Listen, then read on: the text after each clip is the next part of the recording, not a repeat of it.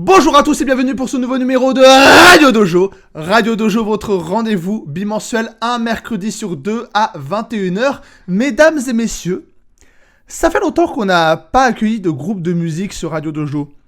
La dernière fois, ça remonte à la saison 1, c'était le groupe de punk hardcore marseillais Babylon Pression, on les embrasse d'ailleurs. Et j'avais envie de remettre le couvert, et fort heureusement, mon cher ami Lucas de Musédition, vous le connaissez, m'a mis en lien avec un groupe de musique qui, de ce que j'ai compris, est né à Cambrai dans le nord de la France en 2023, mais évolue un peu entre la France et la Belgique. Le groupe se définit lui-même sur Instagram comme un groupe franco-belge, qui a sorti son premier album en 2024, Genesis, et actuellement, si j'ai bien compris également, en train d'enregistrer le second. Et l'un des membres de ce groupe a accepté humblement de venir nous parler un peu du groupe et un peu de la musique qu'ils produisent. Je vous demande d'accueillir Gaëtan de Idessa. Salut à toi. Salut, comment vas-tu? Bien et toi? Ah écoute, ça va bien. Ouais. Ça va bien. Ça va l'introduction? J'ai pas dit trop de conneries? Très bien, non, tu as été parfait dans ton allocution. Nickel. Ouais, du coup, bon, j'ai un peu spoilé ton actualité, mais j'ai vu sur le Facebook du groupe que vous êtes en train de préparer un nouvel album. Comment ça se goupille pour l'instant? C'est ça. En fait, le premier album, on l'a sorti donc en 2024, comme tu l'as dit. C'est un album, on voulait vraiment sortir quelque chose de rapidement. On a composé très vite, de manière générale. Savoir que dans le groupe, on essaie vraiment de chacun de rapporter un petit peu notre touche personnelle, mais on a vraiment composé très vite parce qu'on avait envie de faire des morceaux. Là, on a plus pris le temps, en fait, sur l'année qui est arrivée. On a fait beaucoup de dates, donc du coup, on a eu moins de temps pour composer. Là, on s'y est remis quand les concerts ont commencé à devenir moins fréquents sur la fin de la saison. Et là, on est vraiment au cœur. En fait, on enregistre tout chez moi. C'est-à-dire que là, tu es dans le studio chambre où on enregistre tout l'album. Je connais ça en tant que vidéaste, j'enregistre toutes mes vidéos dans ma chambre. Enfin, c'est même pas dans ma chambre, c'est mon bureau là. C'est mon bureau, donc. Ouais. Donc, je connais un peu ça, oui. D'accord. Et mais du coup, on va en profiter pour parler un peu du groupe parce que je me suis pas mal renseigné après avoir écouté le premier album. Je l'avais écouté avant et je l'ai réécouté quelques jours avant l'émission, histoire de me remettre dans le bain. Et toi et les autres membres vous dites que vous êtes un groupe de néo-pagan / folk qui mélange le folk rock, la world music, la tradition irlandaise celtique, les percussions orientales et l'énergie métal. Petite question taquine de début, est-ce que vous vous considérez comme de la musique fusion? Bonne question. Je pense pas qu'on soit vraiment c'est une bonne question, c'est vraiment une bonne question. En fait, je pense que on s'est jamais vraiment posé la question. Enfin, moi à la base, je viens pas du tout de cet univers-là. Moi à la base, je fais du rock, du blues, tout ça. Et puis je faisais de la batterie. Surtout à la base, je suis batteur. Et c'est suite au décès d'un ami à moi qui faisait du bouzouki irlandais, l'instrument que je joue dans le groupe, qui m'a donné envie en fait de partir dans ce style-ci. Et grâce aux gens que j'ai rencontrés et que j'ai intégré au projet, on a pu créer quelque chose de différent, j'ai envie de dire, qui s'inspire de ce qui se fait en tout cas dans ce milieu-là, mais de différent parce que moi je sais pas composer autre chose que ce que j'aime de manière générale, et c'est un peu partout pareil, j'imagine. On compose ce qu'on aime et chaque personne a pu dans le groupe apporter un peu de sa touche. Le batteur est très métal. La chanteuse, elle est la harpiste, chanteuse, flûtiste. Elle est très world music. Elle a beaucoup de projets où elle fait ce genre de musique. Moi, je suis plus rock blues. Et Max, le percussionniste, lui, est plus pagan folk du coup et métal aussi. Donc les deux percussionnistes se complètent. Et on a ramené récemment Jafar, qui devait être là ce soir mais qui peut pas être là. Malheureusement. Ouais, on l'embrasse. Même si avoir un nom de méchant dessin animé, c'est pas hyper facile à porter tous les jours. Non, alors après, il n'y a pas de D au début, donc il s'en sort. Oui, c'est vrai. Mais tu le vois, il y a la petite barbiche, c'est Jafar, quoi. Et lui, il est venu, en fait, j'ai un autre groupe, en fait, d'Irish punk avec lui, qui s'appelle les Blood of the Green. Et je lui ai proposé de venir faire de la cornemuse, simplement, dans le groupe, et il est venu. Alors maintenant, il fait un peu plus de flûte, aussi de bouzouki, mais il est venu pour la cornemuse à la base, ouais. D'accord. Et quand tu dis que t'es influencé par le blues, c'est quoi? Parce que j'ai vu que t'as cité un musicien de blues texan. T'es plutôt quoi? Blues texan? Blues du Delta? Je suis vraiment blues. Je dirais pas pure blues parce que c'est pas trop ça, mais Stevie Vaughan, Gary Moore. Enfin, c'est vraiment de ce style-ci qui m'a beaucoup influencé, on va dire. Chuck Berry, des trucs comme ça. Donc je suis très très très blues de base. Après. j'ai eu ma période rock'n'roll, ouais, comme tous les, moi j'ai 35 ans, donc j'ai commencé avec le métal dans les années 2000, c'était la période. Et puis il y a eu du rock, et puis après, peu à peu, on a creusé, et puis j'ai commencé à découvrir de nouveaux styles. Ah vous, Et t'as puis, démarré avec du néo-metal. alors, non, Ah, j'ai pas merde. commencé. Ma première, et merci à ma sœur, c'est ma sœur qui m'a fait découvrir le métal avec Slipknot. Bon, le premier groupe que j'ai écouté, c'était Slipknot. Ils sont dans le néo, Et puis, techniquement, oui, et puis après, effectivement. bah, ouais, c'est vrai, tu as raison. Mais après, quand tu me dis néo, j'imagine des trucs à la Playmo, à la truc comme ça, tu vois. Oh, Et techniquement, il y a aussi des Korn et Slipknot, c'est un peu, ils font partie des ouais, c'est plus vrai, c'est du importants. new metal, ouais. C'est du new metal, Deftones ouais, tu as raison. également. Oui, je suis fan de néo-metal. Ah bah écoute, voilà. Bah, moi j'ai une période très, enfin moi j'aime beaucoup. Bah, alors c'est bien que t'en parles parce que tout ce qui est Deftones, surtout Deftones pour le coup, c'est vraiment un type de métal qui m'a beaucoup plu et dans lequel je me suis beaucoup reconnu et du coup c'est ça qui a créé mon amour de l'ambiance. Tu vois, dans Deftones, il a vraiment une façon, enfin il y a un truc très lancinant dans la façon de faire. Et ce que je voulais faire dans mes projets, ce que je fais généralement, c'est vraiment de créer une ambiance. C'est important de créer une ambiance pour raconter une histoire, à mon sens. Après, c'est mon avis. Oui, c'est vrai, on embrasse Ivadan qui va nous rejoindre dans le chat. C'est vrai que en écoutant l'album, il y a eu un peu, j'avais un peu en écoutant l'album, alors que j'étais en train de marcher sur les rues de Béziers, hein, mais j'avais un peu cette sensation un peu de naviguer dans un ailleurs. J'ai un peu l'impression que dans la musique, il y a cette notion de d'ailleurs dans la musique. Par les sonorités et tout, Ouais, c'est c'est vrai ça. que c'est ce côté construit en ambiance. C'est ce que faisaient beaucoup Deftones dans White Pony, j'avais l'impression. Surtout, enfin, Exactement. au moment où ils ont quitté le néo pour faire autre chose. Ouais, ça. Et. Toutes ces influences, en fait, comment vous arrivez à fusionner toutes ces influences qui peuvent paraître hétérogènes? Comment vous arrivez à équilibrer tout ça? En fait, généralement, moi, je compose la maquette. C'est-à-dire que je fais un test, un truc qui me vient ou un truc que j'aime bien au niveau de la sonorité. Et, euh, et en fait, je fais un prémix sur ça, je l'envoie à tout le monde en disant voilà ce que j'ai trouvé. Et Luna est musicienne de métier, donc du coup, elle prend ce que j'ai fait. Elle me dit ah là j'aimerais bien un truc comme ça, on essaye ça. Alors des fois, on n'est pas du tout d'accord les uns aux autres, et c'est comme ça que ça fonctionne, hein, un groupe. Euh, mais comme on a un climat qui est super sain dans le groupe, on en discute, on teste toujours les idées des autres, on voit si ça match ou si ça matche pas.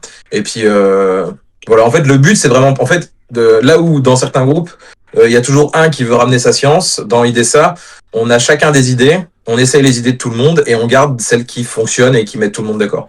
C'est un peu la même philosophie qu'utilisent tout pour ces albums. Ils disent à chaque fois, si un album prend autant de retard, c'est parce qu'en fait, tant qu'il n'y a pas l'unanimité, en fait, on prend pas l'idée, quoi. C'est ça.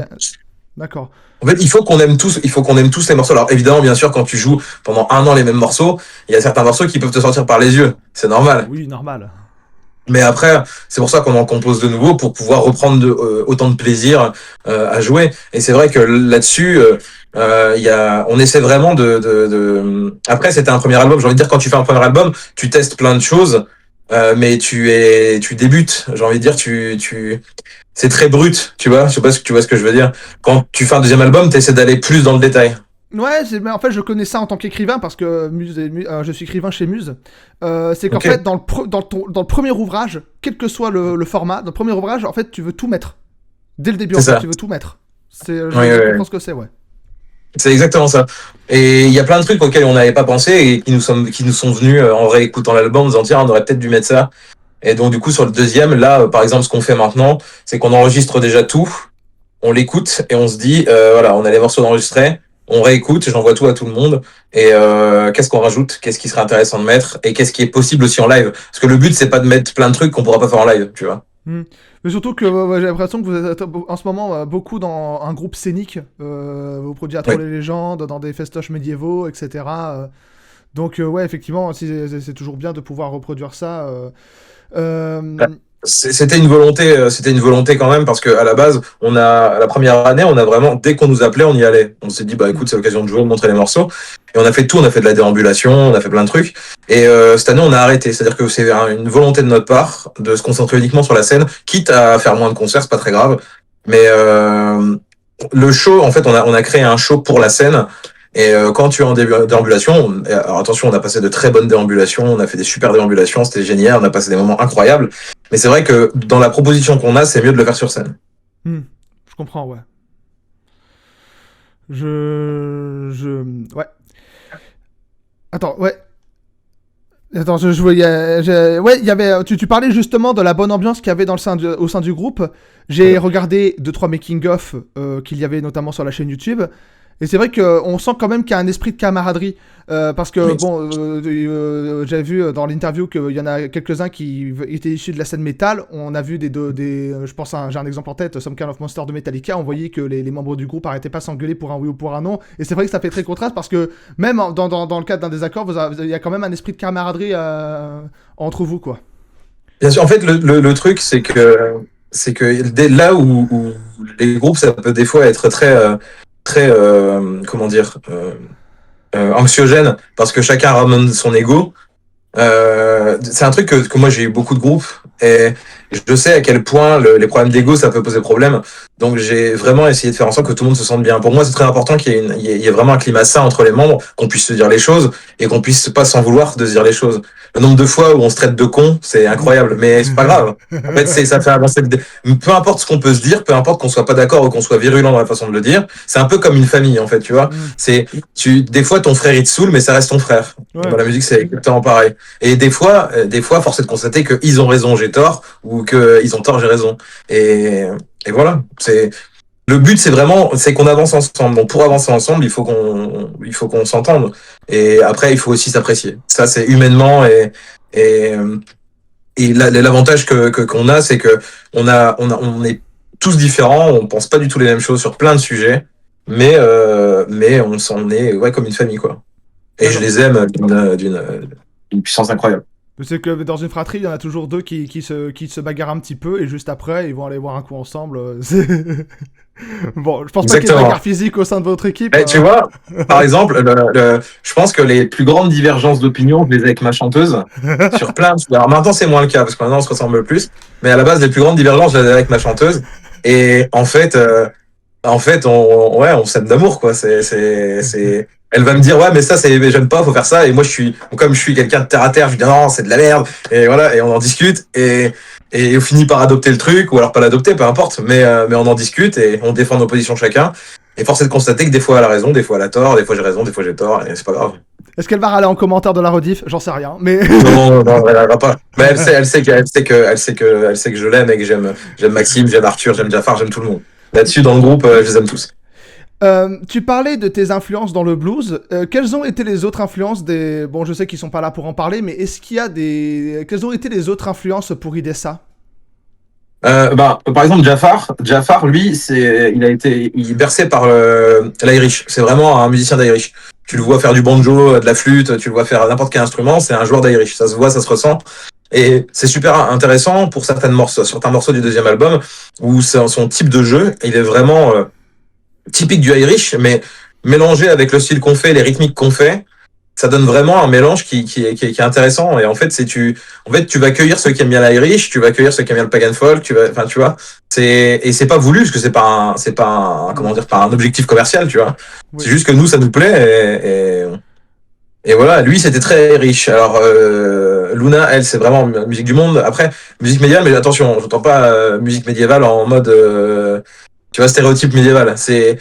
Luna, c'est une artiste. C'est une artiste, c'est vraiment une chanteuse de métier et elle a un groupe qui s'appelle Mixiswin. Alors je sais pas si je l'écorche le nom, mais elle a un groupe justement avec Arthur et un autre musicien où ils font vraiment des chansons. Alors ils ont des compos, mais ils ont aussi des chansons d'époque. C'est des chansons du 14e, du 13e siècle. Et c'est vraiment recherché, quoi. C'est pas un truc de on veut sonner métal ou viking ou ce soit. C'est vraiment un truc recherché, quoi.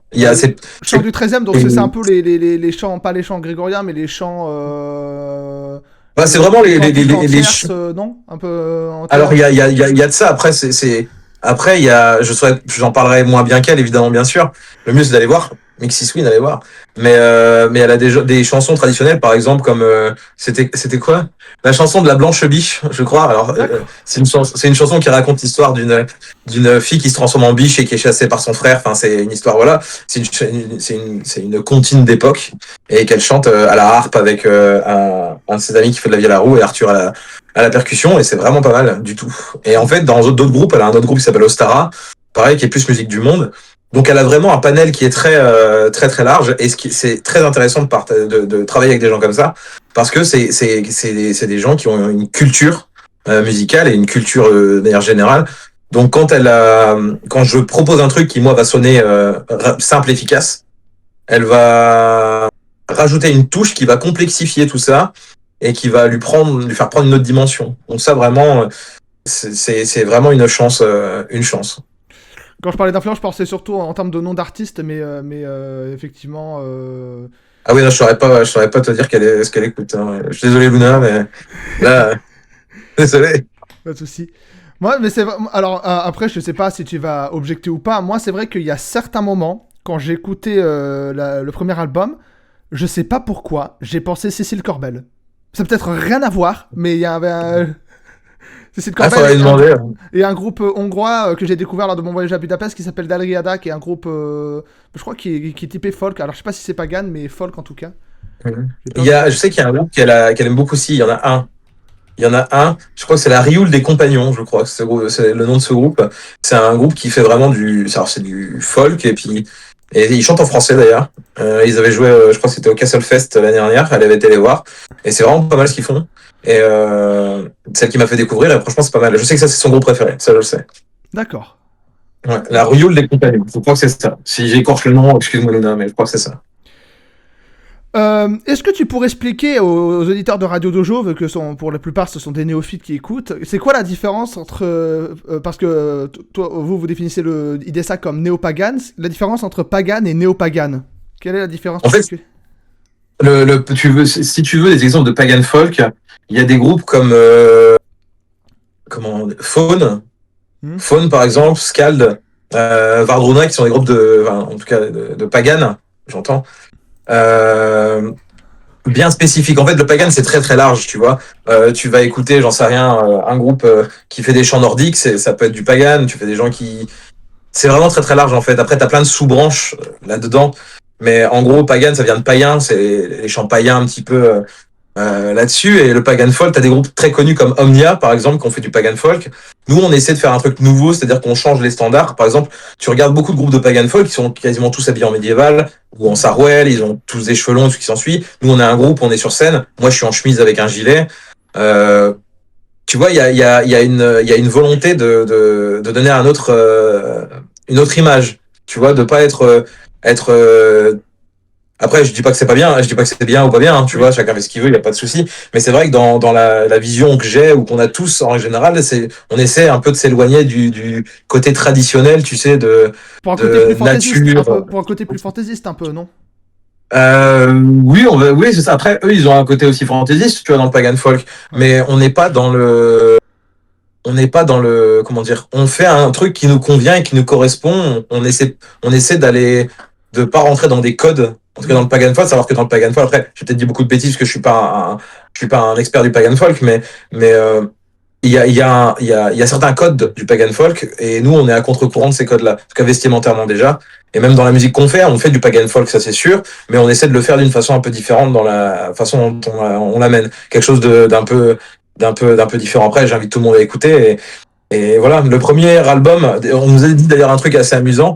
La première chanson qu'on a fait, c'était le clip de Triskelion. C'est Hmm. le premier clip qu'on a sorti. Et il y a beaucoup de gens qui nous disaient que ça sonnait The Witcher.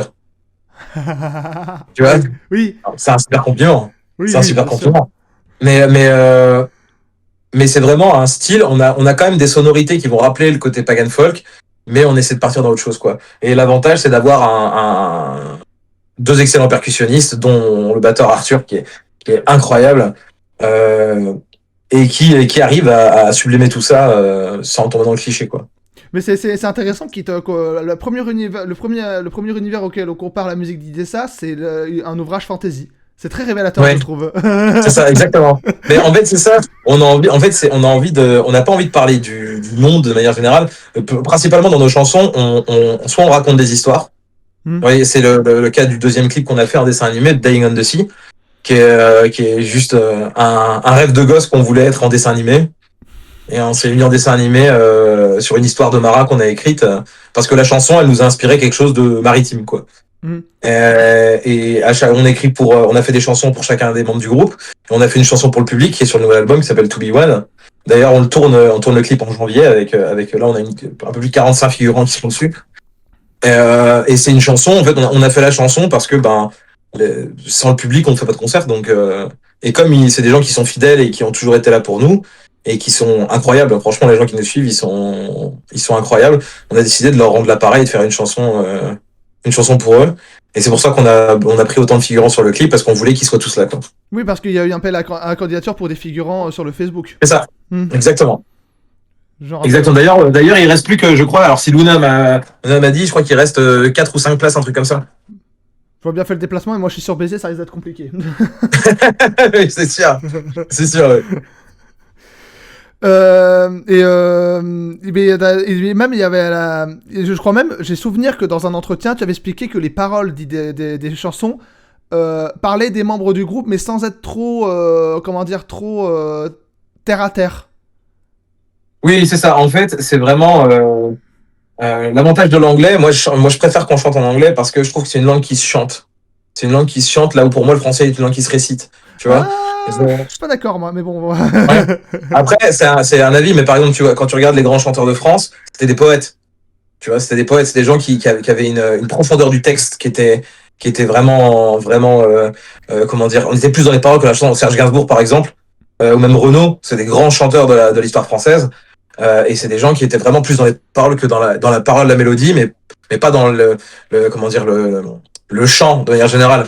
Après, c'est un avis vraiment personnel. Je trouve que c'est plus, comment dire, l'anglais, c'est moi qui ai voulu qu'on chante en anglais pour ça.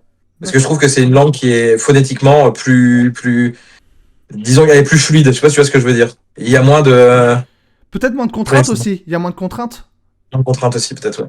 Peut-être Aussi. Ouais. Parce que c'est vrai après, que. J'avoue que composer en anglais, c'est quand même c'est quand même un beau non, bordel. mais je veux dire, l'anglais, c'est bon là, c'est peut-être un côté chauvin, mais c'est vrai que c'est une langue l'anglais est moins a moins de richesse en termes de vocabulaire parce que c'est vrai que des fois c'est vrai que disons que j'en ai discuté avec certains, la littérature anglaise par exemple a une plus grosse simplicité que le français qui des fois cherche surtout à montrer la variété de son vocabulaire et de son style, quoi. C'est ça. Après, ouais, c'est vraiment c'est vraiment par sympathie phonétique, quoi.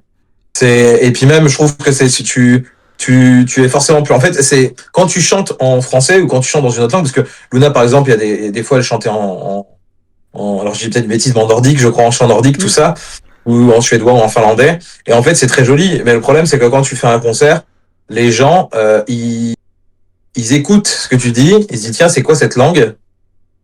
Et en fait, ils se concentrent pas sur ta musique, ni sur ce que tu dis, mais ils se concentrent sur le type de langage que c'est. Et donc, du coup, le fait de partir sur une langue que personne connaît ou que les gens connaissent trop bien, et donc, du coup, forcément analyser, fait que les gens mettent de côté ce que tu composes, donc ta musique, pour un truc en particulier. Et ça, je trouvais ça dommage. Après, certains vont te répondre que ça rajoute un certain exotisme. Mais bien sûr, il y a des gens qui chantent dans quelle langue qui sont incroyables. Et vraiment, pour le coup, il s'agit vraiment d'avis personnel, quoi. Après, je crois que c'est un groupe français qui s'appelle Loco Muerte qui chante en espagnol, alors qu'il n'y a aucun membre du groupe qui n'est d'origine hispanique. C'est juste pour le délire de rappeler le cinéma bis d'exploitation où il y avait certains trucs qui étaient en espagnol et c'est juste pour rappeler ça en fait. Il n'y a aucun membre d'origine espagnole. Oui, en fait, ça part vraiment des fois, c'est un goût personnel et puis on se dit on va le faire et puis voilà. Ouais. C'est généralement ça, ouais. Mais d'ailleurs, tu parlais de langue nordique. Idessa est un mot en nordique, en finlandais plus exactement. C'est un mot en finnois.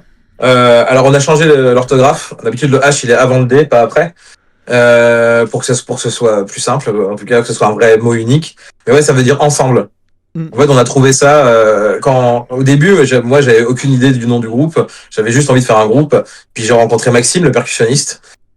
Puis après, j'ai recroisé Arthur. On avait eu un groupe ensemble, Arthur et moi. Je l'ai rencontré avec Luna, avec qui il est en couple depuis quelques années. Et on s'est dit, vas-y, on lance un truc. Et on l'a fait. On s'est vu dans un bar. J'avais déjà composé Triskelion à l'époque. Et on l'a travaillé. Et on s'est dit, tiens, on va trouver un nom de groupe. Et puis, quand on a vu Idessa, on a bien aimé la sonorité. On a vu que ça voulait dire ensemble. Et quand j'ai créé le groupe, je voulais vraiment une cohésion. Je voulais vraiment un côté famille dans le groupe. Je voulais que tout le monde s'aime comme il est. Tu vois? Et je pense qu'il n'y a rien de mieux quand tu fais de la musique ou quand tu fais de l'art de manière générale ou quand tu travailles avec quelqu'un, si tu peux être toi-même. Tu vois, si t'as pas besoin de faire semblant ou de t'adapter aux gens. Je pense que le truc qui est le plus fatigant dans la vie, c'est de t'adapter aux gens. Oui, donc si t'as pas besoin de le faire. C'est souvent ce que certains disent dans la musique. Ils disent très souvent les artistes qui se ramassent le plus, c'est ceux qui voulaient à tout prix faire quelque chose pour le public, pour leurs fans ou pour ça. Alors que des fois, il faut soit faire ce dont les gens ont besoin, ou soit considérer que l'art est une création totalement égoïste. Et tu fais ça pour ta propre gueule et le reste viendra après. Mais très souvent, il y a beaucoup d'artistes qui se sont ramassés parce qu'ils ont voulu faire ce que le public leur demandait, alors que le public, des fois, peut être capricieux, en fait. Dire, je voulais ça, mais finalement, je voulais pas. Totalement. C'est le principe de confondre ce dont on a envie et ce dont on a besoin.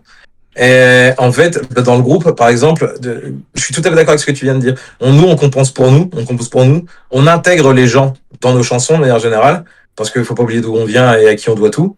Mais c'est important de composer pour soi. Il faut que les musiques nous plaisent d'abord à nous. Ça, c'est vraiment un truc. Mais tu as raison, les gens qui se foutent en l'air le plus à leur carrière, c'est des gens qui ont essayé de répondre à une demande en oubliant, en proposant rien finalement. Et ça, c'est bien dommage. D'ailleurs, le tréma dans IDSA, parce que je posais la question à Lucas, je lui ai dit, mais il se prononce le tréma ou il se prononce pas? J'avais un doute justement, il se prononce pas du tout le tréma, c'est IDSA comme ça. Ouais, c'est IDSA, ouais, c'est ça exactement. Il s'écrit IDSA, c'est écrit comme ça, c'est juste que après c'est en finnois, faudrait voir avec l'accent ce que ça donne. Hein. Ouais, peut-être qu'en fait le A il se prononce O ou je sais pas, ils ont rajouté le tréma pour insister sur la. Tu sais, c'est comme en japonais, samouraï, en fait, il n'y a jamais de tréma dans le i, c'est juste que le i est une symbole séparée dans la langue japonaise, et du coup, c'est samurai. Mais nous, on rajoute le tréma pour insister, parce que sinon, on se paume. Ouais, bah voilà. Ouais, quand tu passes du manga, c'est déjà compliqué. Hein. Pourquoi Genesis comme nom de premier album? C'était uniquement pour marquer le début, ou il y avait une autre connotation derrière? Ouais, c'est vraiment pour marquer le début, quoi. C'était Genesis, c'était vraiment la genèse du groupe. C'est-à-dire que, en gros, dans les chansons, on raconte vraiment le début et de où on est parti, quoi. On était tous, quand on a fait IDSA, on sortait tous de trucs compliqués. Arthur venait de quitter son groupe. Moi, le groupe dans lequel j'étais avant, il y a eu un décès dans le groupe qui a été vraiment une tragédie. Et donc on était vraiment plus bactère quand on s'est rencontrés et qu'on a commencé à composer. Et il y avait vraiment cette volonté d'avancer ensemble. Et c'est vraiment, on a raconté la genèse parce qu'on a composé l'album vraiment en 3 mois, on avait tout composé quasiment. Et ouais, c'était vraiment le début, quoi. C'était le début de quelque chose. Là maintenant, on commence à rentrer un peu plus dans les trucs qui sont plus en place. Donc le terme a plus lieu d'être maintenant, mais en tout cas à l'époque, c'était vraiment chapitre 1, jeunesse, quoi. D'accord. Je voulais. Il y a une question, bon, qui est un peu touchy, mais c'est une question que je me posais parce que il y a une grosse scène pagan folk dans le métal. Et est-ce que tu... bon, c'est une question très risquée ce que je te pose. Hein. Est-ce que tu regrettes que, par exemple, les courants paganes ont pu être récupérés par le passé par des groupes avec des idéologies assez radicales? Je pense par exemple à Nocturnal Mortum, qui des fois est en lien avec des trucs un peu louches quand même. Tu vois, c'est... En fait, moi, j'ai toujours un peu de mal avec le fait de faire de la politique dans la musique. Ah. Tu vois, j'ai toujours un peu de mal avec ça. Moi, je pense que dans IDSA, par exemple, nous, on est totalement apolitique, tu vois. C'est-à-dire qu'on n'a pas tous les mêmes idées et c'est pas grave. En fait, je pense que la musique, l'art de manière générale, c'est une manière de nous faire tous vivre ensemble. Et d'arriver, alors, avec des idées radicales, je trouve ça dommage. Que ce soit de droite, de gauche, du milieu, ce que tu veux. Hein. Mais je pense que la radicalité, c'est vraiment un problème. C'est un truc dans lequel, moi, en règle générale, avec IDSA, on s'entend avec tout le monde. Et pourtant, on a travaillé avec des groupes de tous bords. Et après, moi, je juge personne, chacun fait ce qu'il veut. C'est juste dommage en fait de vouloir ramener la politique dans un mouvement qui de base l'est pas. Tu vois, c'est-à-dire qu'à la base on fait de la musique et puis d'un coup, tu vois, enfin, je trouve ça dommage. Alors que tu pourrais juste faire de la musique et partager avec les gens, parce que la musique c'est du partage. C'est comme l'art de manière générale. Quand t'écris un bouquin, je veux dire qu'un mec de droite, d'extrême droite ou d'extrême gauche ou de gauche le lise, peu importe. Tu vois ce que je veux dire? Oui. L'important, c'est de faire la musique et faire ce que t'as envie de faire toi. Après, nous on trie pas les gens, ils font ce qu'ils veulent.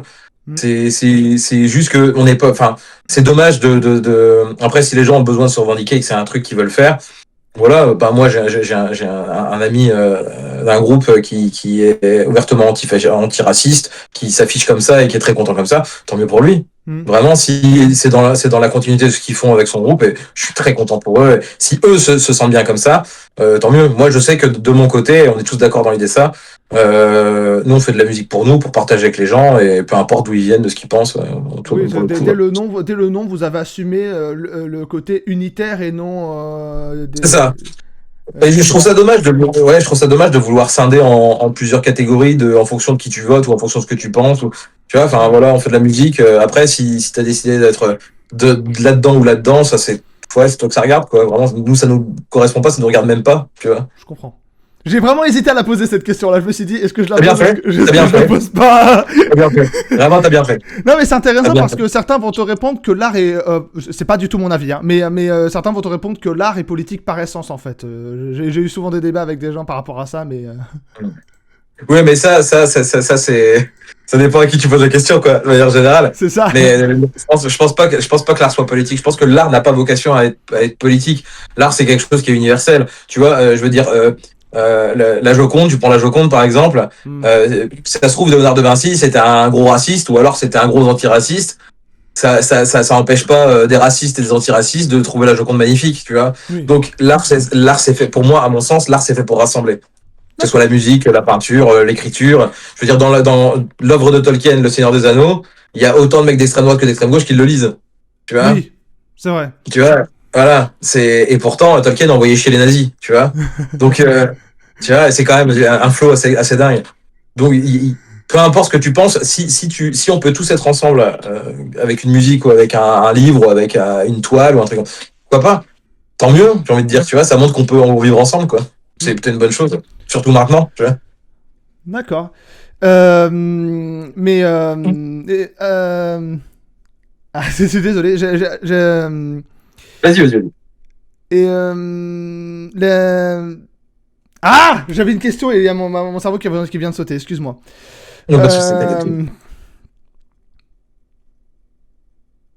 Sur la politique. Ah non, pas du tout. Non, mais par contre, il y a une question qui peut se poser, c'est est-ce que l'art est philosophique et est-ce qu'il y a une philosophie dans IDESA en plus de tout ce qui est unitaire? En vrai, la philosophie, c'est de faire, comment dire, c'est vraiment d'être soi-même quoi. C'est-à-dire qu'en fait, c'est que au fur et à mesure, c'est que chacun des membres du groupe pousse les autres à être une meilleure version d'eux-mêmes. En termes de musiciens ou d'autres choses. C'est le fait de pouvoir être soi-même, ça te donne une liberté de jeu et une liberté de création qui est dingue.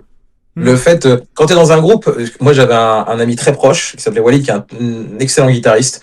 Et lui, c'est un musicien solitaire, c'est quelqu'un qui aime bien faire des choses par lui-même et il est, oh mon Dieu, talentueux.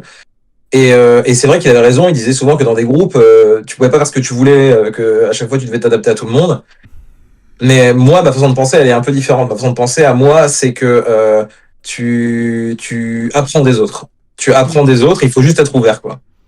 Il faut juste être ouvert. Alors, par principe, moi je suis quelqu'un qui est un peu taquin, donc par principe, tu vas me proposer un truc dans le groupe, je vais te dire que c'est de la merde. Par principe, je vais dire que c'est de la merde. Et après, on va discuter, et on va adapter le truc. Mais c'est une façon de fonctionner. Luna le sait. Luna a eu du mal avec ça au début. Maintenant, ça va très bien. Et maintenant, on s'adore tous. Et voilà. Mais il n'y a pas de jugement, chacun peut faire ce qu'il veut dans le groupe. Et chacun a un dire quoi. Quelque part, ça honte l'alchimie parce que c'est souvent dans les groupes de potes où vous êtes les plus fusionnels que les plus grosses dingueries peuvent être lâchées parce que tu sais que la personne en face, elle va pas être vexée pour bien sûr. mais bien sûr. Et bien sûr, évidemment. Et on est tout le temps en train de se charrier sur tout, tu vois. Par exemple, moi, je suis d'origine brésilienne. On va me charrier sur mes origines, tu vois. Jafar est arabe. Et il va se charrier lui-même sur ses origines, on va le charrier là-dessus. Luna est d'origine, alors attends, je vais pas dire une bêtise, mais alors c'est Afrique, mais je ne sais plus d'où. Je suis désolé, Luna, pardon. Et voilà, on se charrie tous. En fait, il y a pas de, c'est un vivre ensemble, quoi. Ouais. C'est un vivre ensemble au possible. Et c'est toujours bienveillant. Il y a jamais tout ce qui se passe n'est jamais malveillant. Et en général, quand j'ai un radar à malsanité. Dès que je vois quelque chose, j'ai tendance à mettre le holà de manière générale. Mais on est tous pareils, hein. Luna est pareil, Arthur est pareil, Max aussi, Jafar aussi. En dehors du coup des désaccords artistiques qu'il peut y avoir lors d'une composition, c'est quoi les plus grosses contraintes que vous rencontrez au sein du groupe? Je pense que les plus grosses contraintes, c'est le fait qu'on n'habite pas tous en même endroit. Donc c'est compliqué des fois pour il y en a certains qui vivent en Belgique, c'est ça? C'est ça. En fait, Luna, elle est du côté de Namur. Du côté de Namur, donc c'est plus compliqué des fois de se voir. C'est vrai que après, on se voit quand même assez souvent parce que on travaille, on compose beaucoup moi et Luna, et on essaie de se voir quand même. Mais c'est vrai que oui, ça c'est peut-être la seule contrainte.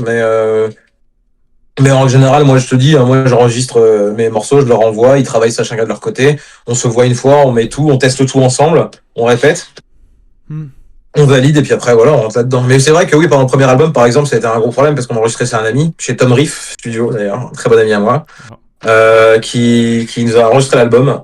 Et pour trouver comme on avait une deadline pour l'album, c'était très compliqué de tout caser parce que forcément Namur c'est Pourquoi une deadline? deadline, c'est vraiment mais pourquoi une deadline en fait En fait, on avait quand on a fait l'album, on n'avait pas encore de concert. On n'avait jamais fait de concert. Okay. Et on avait notre premier concert en avril et on voulait absolument que l'album soit sorti pour cette date-là. Ah d'accord, parce que je me suis dit mais vous étiez pas sous label, pourquoi vous avez une deadline? Mais c'est une deadline que vous étiez imposé. Ok, ouais, d'accord. C'est ça, une deadline qu'on s'est imposée parce qu'on voulait absolument en live arriver avec nos t-shirts, nos albums et c'était en fait c'est une volonté. IDESA, alors je sais pas si tu l'as vu, mais quand on a créé IDESA, la plupart des groupes ils créent leur projet, ils disent coucou les amis, on fait un projet, venez nous soutenir, patati patata. Avec IDESA, j'avais une volonté, c'était vraiment d'arriver de nulle part. C'est-à-dire qu'on a composé les 4 premiers morceaux, on a enregistré le clip et on l'a balancé. C'est-à-dire qu'on a créé la page Facebook, Instagram, TikTok, YouTube. Le jour où on a lancé le clip, on a créé la page, on a balancé le clip sur les réseaux en disant coucou c'est nous. En gros c'est ça. Coup d'éclat médiatique en quelque sorte. C'est ça exactement. Ok, ouais. C'est ça. Et c'était vraiment. Et on n'était pas tous d'accord sur le chemin à faire.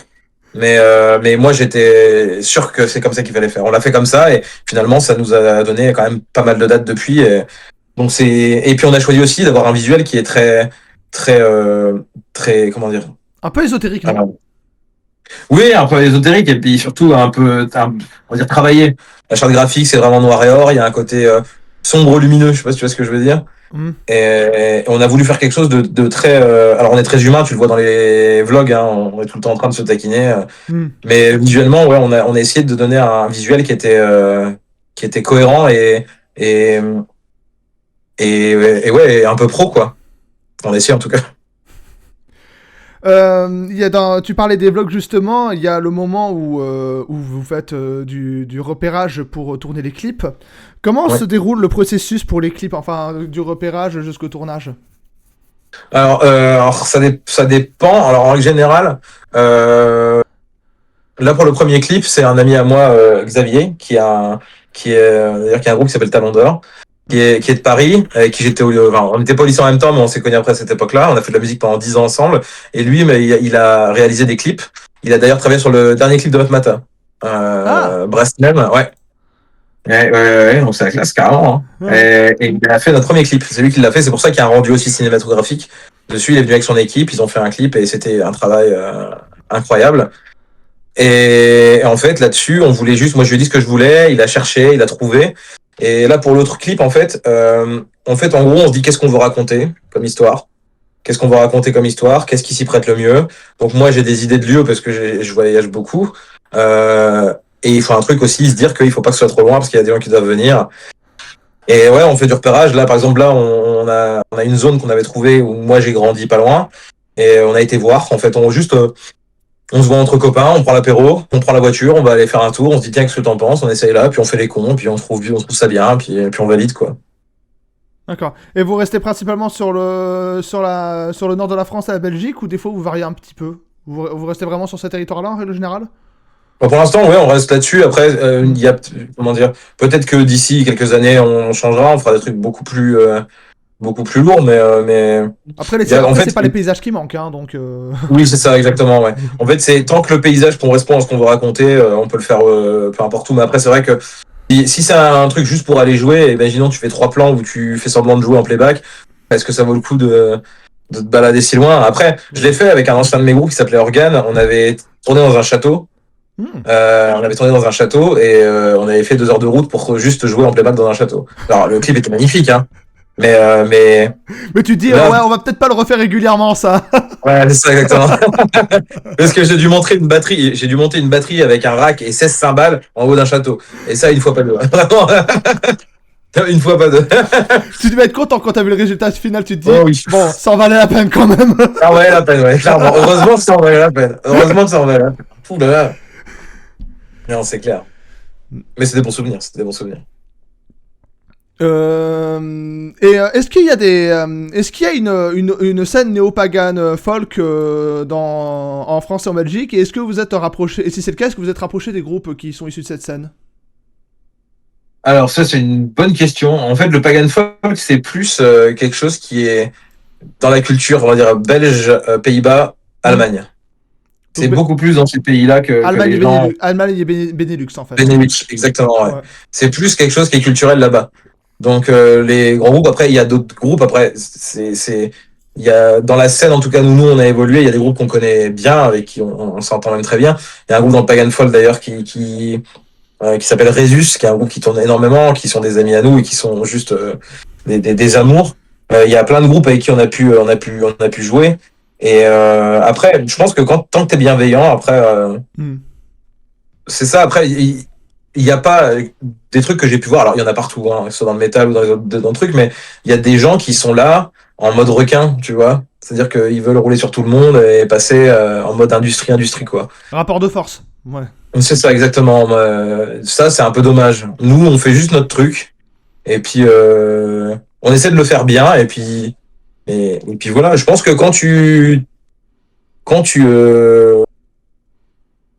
je pense que foncièrement, quand t'es un connard, ça finit par se voir, tu vois.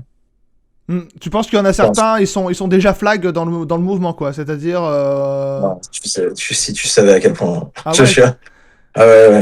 Ça- Mais je citerai pas de nom parce que voilà, mais en gros, disons que, mais les gens qui sont dans ce milieu-là savent très bien. C'est un secret de savent très polichinelle, bien. quoi. Un secret, exactement. Exactement. C'est juste que nous, on est dans notre coin, on essaie de se préserver de toute embrouille possible. Après, s'il y a des gens qui nous aiment pas, pas grave, hein, vraiment pour le coup. Enfin, ce qu'on fait, idée ça, on le fait vraiment pour nous. On le fait pas pour qu'on nous aime. On le fait pas pour que ça marche. Enfin, on a envie que ça marche, évidemment, bien sûr. On fait ce qu'il faut pour, mais c'est pas on n'a pas un but de dire ouais, on va faire plein de pognon ou on va marcher ou on va niquer tout le monde. Pas du tout. Au contraire. Tu noteras que c'est moi que j'ai eu la question, c'est est-ce que vous êtes rapprochés, pas est-ce que vous êtes en embrouille. Hein. On cherche pas le drama sur Radio Ah oui, Dojo. oui, oui. Ah non, excuse-moi. Mais Non, en c'est gros, juste ouais, pour non, préciser que voilà, c'est tes propos, c'est pas les miens. ah oui, non, bien sûr, oui, bien sûr, évidemment. Tout ça pour dire que, en règle générale, les gens qu'on rencontre, c'est des gens extraordinaires. Clairement, les gens avec qui on a eu la chance de travailler, c'est vraiment des gens extraordinaires. Je pense au Résus, parce que là, c'est les derniers avec qui on a joué, mais en règle générale, il y a une bienveillance incroyable. Ouais, vous êtes en contact avec les autres groupes, vous êtes en contact avec les auditeurs, et même je peux en parler, vu que c'est grâce à ça que tu es ici sur Radio Dojo pour en parler. Lors des salons, vous êtes aussi en contact avec des exposants. Bien sûr, oui, bien sûr, ça c'est vraiment. D'ailleurs, Maxime le percussionniste, à la base, il est exposant. C'est quand je cherchais des musiciens et on m'a dit, bah lui, il est batteur. Je fais, ah bon, et je vais parler avec lui. Et parce que j'allais à son stand lui acheter l'hydromel, donc je savais pas. Et on a discuté et ouais, ça c'est venu de là. Donc vraiment pour le coup, on est vraiment ouais, je pense qu'on est proche des gens quoi. On n'a pas de problème d'ego avec ça. Je sais pas si tu vois ce que je veux dire. Non, je comprends. Tu vois? Ouais. Non, mais on essaye en tout cas. Non, mais c'est vrai que c'est en règle générale tout ce qui sont un peu en règle générale, c'est pas pour avoir déjà traîné dans d'autres salons, c'est pas souvent que les exposants vont voir d'autres exposants et taper la causette. Il y a une espèce de fausse concurrence qui s'installe. Même moi à l'époque j'avais un peu du mal avec ça. Mais ouais non mais c'est honorable de votre part. Ça c'est dommage. De quoi? C'est cette fausse concurrence un peu, c'est un peu dommage ça je trouve. Mais bon après ça changera pas le monde. Hein. Malheureusement. Et donc, la suite, ça va être quoi? Bon, comme tu l'as dit, en ce moment, c'est soit la tournée, soit le prochain album qui va arriver l'année prochaine. Il y a déjà un nom ou pas? Alors, on est en train de, on hésite entre plusieurs, mais en gros, c'est la continuité, quoi. C'est vraiment quelque chose on n'est pas encore arrêté sur un nom, mais il devrait sortir. Ouais, je dirais. On avait sorti le premier en avril ou en mai, je crois. En mai, on avait sorti en mai. Donc je pense qu'on le sortira aussi en mai celui-ci. D'accord. On essaie surtout de pas se mettre la pression. On essaie surtout de pas se précipiter. Chose qu'on avait fait sur le premier album. Mais on essaie vraiment de prendre le temps parce que c'est beaucoup de stress à faire, de faire un album, d'être dans les temps. Parce qu'ensuite, donc on essaie vraiment de prendre le temps au maximum. Et je vois également que vous serez aussi le 13 décembre à Bruges, c'est ça? Ouais, c'est ça, ouais, exactement. Très belle ville d'ailleurs. Je le recommande à ceux qui ne sont pas allés. Parce que Très belle ville, exactement. j'ai déjà justement l'ami dont on parle qui nous a mis en contact. J'ai déjà été chez lui, donc je suis déjà allé à Bruges. Bah écoute, on te souhaite le meilleur à toi et à ton groupe pour la suite. Merci beaucoup. On peut bientôt, l'entretien arrive bientôt à son terme. Je sais pas si tu as un petit mot pour la fin. Bah déjà, je voudrais te remercier. Ouais. Déjà. Merci. Merci à toi. Franchement, super. Et surtout par rapport à plein de choses. Déjà, la qualité de l'échange et surtout tes questions. C'est rare c'est rare d'avoir des questions aussi pertinentes sur autant de sujets. Et je regrette que les autres n'aient pas été là. J'espère ne pas avoir été trop trop écorchant sur les noms des groupes et tout ce qui s'ensuit. Mais si c'est le cas, ils pourront toujours rectifier en commentaire de la rediff.